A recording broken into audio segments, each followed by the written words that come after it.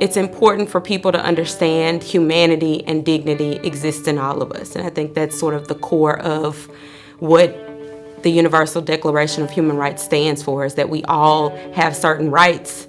We all have humanity.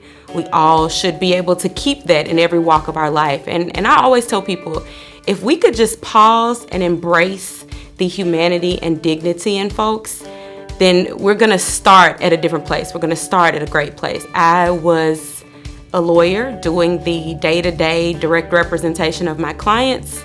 I was growing increasingly frustrated and thinking that it is very important to be a lawyer and do this day-to-day. But it wasn't facilitating the change that I had hoped or that I thought was going to be what fulfilled me in the role. And so I started to feel the call to, higher leadership, and really believed that in order to make a difference, I was going to have to be in a different position. I was going to have to be in a leadership role, and that terrified me.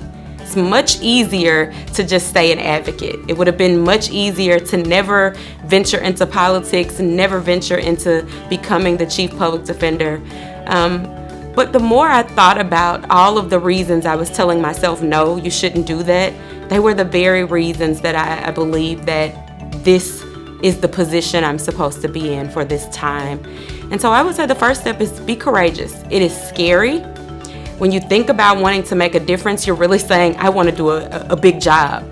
I want to try and effect a policy change, or I want to try and effect a change in whatever role it is. And that, at least in my opinion, was very scary to me.